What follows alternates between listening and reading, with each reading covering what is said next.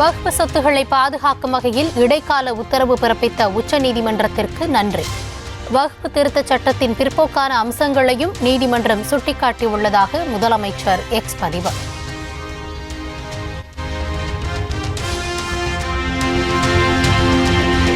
முதலமைச்சர் மு க ஸ்டாலின் தலைமையில் அமைச்சரவை கூட்டம். தமிழ்நாடு விண்வெளி தொழில் கொள்கைக்கு ஒப்புதல் அளிக்கப்பட்டது.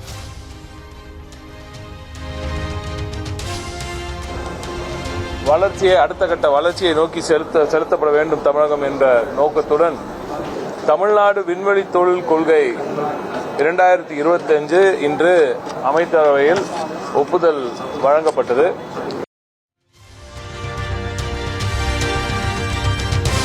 கலைஞர் நினைவிடத்தில் ஸ்ரீவில்லிபுத்தூர் கோவில் கோபுரம் போன்று அலங்காரம் செய்ததில் எந்த தவறும் இல்லை. இந்து சமய அறநிலையத்துறை அமைச்சர் சேகர் பாபு திட்டவட்டம். அதான் சொல்லிட்டேன் பதில், திருப்பி அதான் சொல்லிட்டேன் பதில். அந்த இறைவன் கோபுரம் என்பது ஸ்ரீவில்லிபுத்தூர் ஆண்டானுடைய அந்த கோபுரம் தான் தமிழகத்துடைய சின்னமே. அந்த சின்னத்தை அரசு மரியாதையோடு மறைந்த முத்தமிழ் வித்தகர் அவருடைய நினைவிடத்தில் வைப்பதில் தவறில்லை. தமிழகத்தில் நேற்று 4 இடங்களில் சதமடித்து வாட்டி வதைத்த வெயில். அதிகபட்சமாக மதுரை விமான நிலையத்தில் 102.2 டிகிரி ஃபாரன்ஹீட் வெப்பம் பதிவு.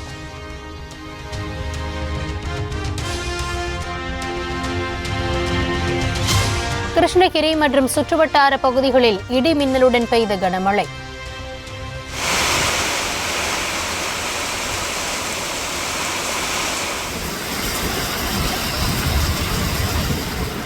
கொளுத்தும் கோடை வெயிலின் வெப்பத்தை தணித்ததால் மக்கள் மகிழ்ச்சி.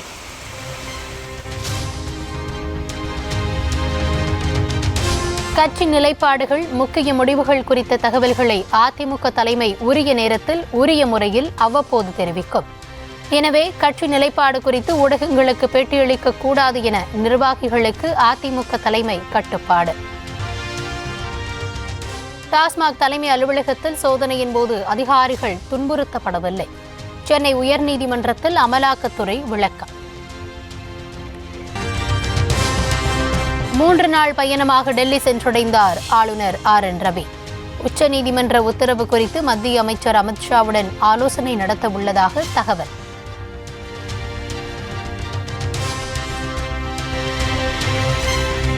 தாவேக கட்சி கொடியில் இடம்பெற்றுள்ள யானை சின்னத்தை பயன்படுத்துவதற்கு தடை விதிக்க கோரிய வழக்கு.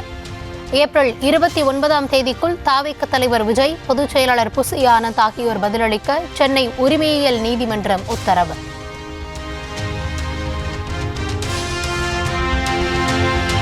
வக்ஃப் சட்ட திருத்தத்திற்கு உச்சநீதிமன்றம் இடைக்கால தடை விதித்ததற்கு தாவேகாவினர் வரவேற்பு. வேலூரில் பட்டாசுகளை வெடித்தும் இனிப்புகளை வழங்கியும் உற்சாக கொண்டாட்டம்.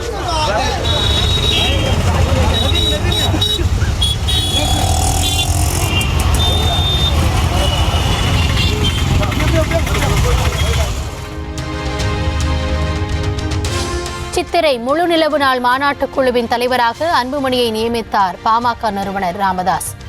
இதுவரை நடந்த விழாக்களை காட்டிலும் 100 மடங்கு சிறப்பாக நடத்தப்பட வேண்டும் என வாழ்த்து.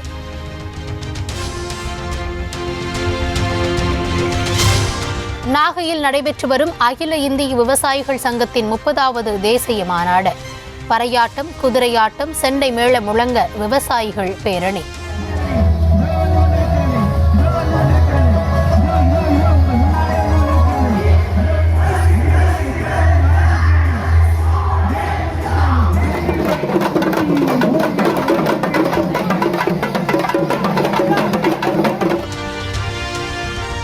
தமிழக மக்கள் மத்திய அரசை எதிர்த்து போராடி கொண்டிருக்கும் போது எடப்பாடி பழனிசாமி எட்டப்பராக மாறியது ஏன்?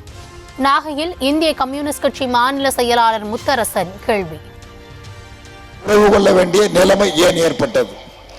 தமிழ்நாட்டு மக்கள் ஒன்றிய பாஜக அரசாங்கத்தை எதிர்த்து போராடி கொண்டிருக்கிற பொழுது எடப்பாடி பழனிசாமியாக இல்லாமல் எட்டப்பராக மாறியது ஏன்? எடப்பாடி பழனிசாமியா எட்டப்பர் பழனிசாமியா?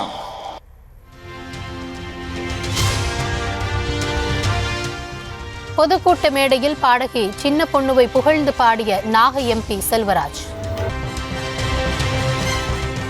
சிறை தண்டனை பெற்ற எம்எல்ஏ ஜவாஹிருல்லா சரணடைவதற்கு மேலும் 1 மாதம் அவகாசம் நீட்டிப்பு. வெளிநாடுகளில் இருந்து சட்டவிரோதமாக பணம் பெற்ற வழக்கில் உச்சநீதிமன்றம் உத்தரவு. நெல்லையில் முன்னாள் எஸ்ஐ ஜாகிர் ஹுசைன் கொலை செய்யப்பட்ட வழக்கு. தலைமறைவாக இருந்த முக்கிய குற்றவாளியான நூருநிசா தனிப்படை போலீசாரால் கைது.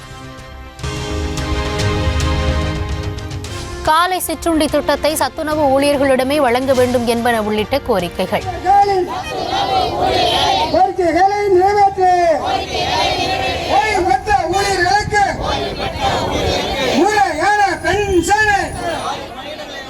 மாவட்ட தலைநகரங்களில் சத்துணவு ஊழியர்கள் ஆர்ப்பாட்டம்.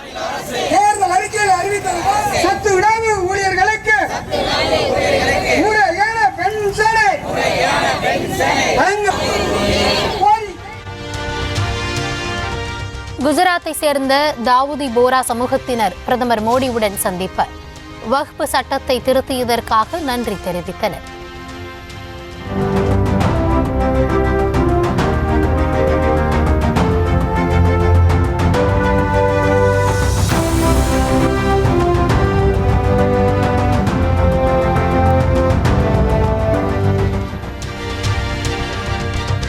வரும் 21 மற்றும் 22 ஆகிய தேதிகளில் ராகுல் காந்தி அமெரிக்காவிற்கு சுற்றுப்பயணம். ரோட் தீவில் உள்ள பிரவுன் பல்கலைக்கழகத்தில் அவர் உரையாற்ற உள்ளதாக தகவல்.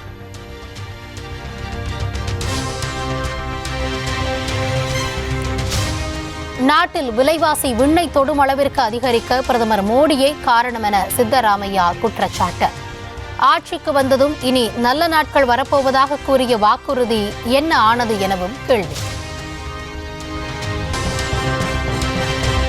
டெல்லியின் பல்வேறு பகுதியில் இரவு நேரத்தில் போலீசார் தீவிர வாகன சோதனை. ஆவணங்களை முழுமையாக பரிசோதித்த பின்னரே அனுமதி. அரிய வகை நாயை 50 கோடி ரூபாய்க்கு வாங்கியதாக பெருமையடித்த பெங்களூரு நபர் வீட்டில் இடி ரெய்ட். சட்டவிரோத பணப்பரிமாற்றம் நடைபெற்றுள்ளதா என்பதை கண்டறிய சோதனை. கேரள மாநிலம் கொல்லத்தில் வீட்டின் படுக்கை அறையில் கஞ்சா வளர்த்த இளைஞர் கைது. 21 பூந்தொட்டிகளில் வளர்த்து வந்த நிலையில் செடிகள் மற்றும் பதுக்கி வைத்திருந்த 5 கிலோ கஞ்சா பறிமுதல். மீனவர் பிரச்சினை தொடர்பாக பிரதமர் மோடியுடன் பேச்சு. விரைவில் தீர்வு எட்டப்படும் என இலங்கை மன்னார் பகுதி உள்ளாட்சி தேர்தல் பிரச்சாரத்தில் அதிபர் அனுரகுமார திசநாயக தகவல். மஞ்சள் காய்ச்சல் நோய் பரவலின் எதிரொலியாக கொலம்பியாவில் சுகாதார அவசர நிலை பிரகடனம். பாதிக்கப்பட்ட 74 பேரில் 34 நோயாளிகள் உயிரிழந்ததால் நடவடிக்கை.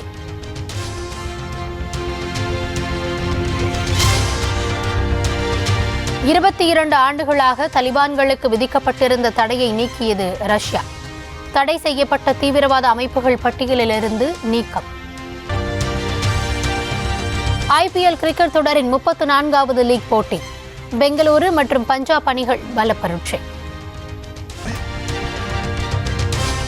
கோவை மருதமலையில் 110 கோடி ரூபாய் மதிப்பீட்டில் 184 அடி உயர முருகன் சிலை. சட்டப்பேரவையில் அமைச்சர் சேகர் பாபு அறிவிப்பு.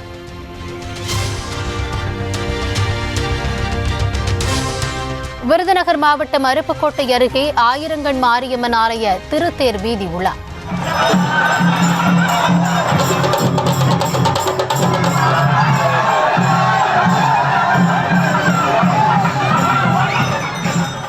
ஏராளமான பக்தர்கள் தேரை வடம் பிடித்து இழுத்து வழிபாடு.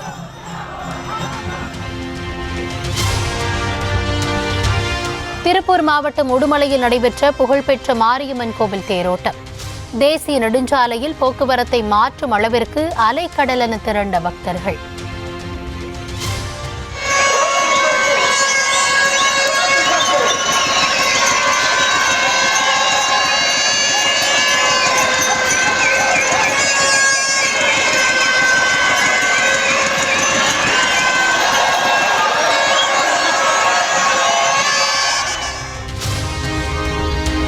புனித வெள்ளியை முன்னிட்டு பெரிய வியாழ நிகழ்ச்சியில் இயேசுபிரான் சீடர்களின் பாதங்களை கழுவும் புனித சடங்கு. பேராலய திருத்தலங்களில் ஏராளமானோர் பங்கேற்பு.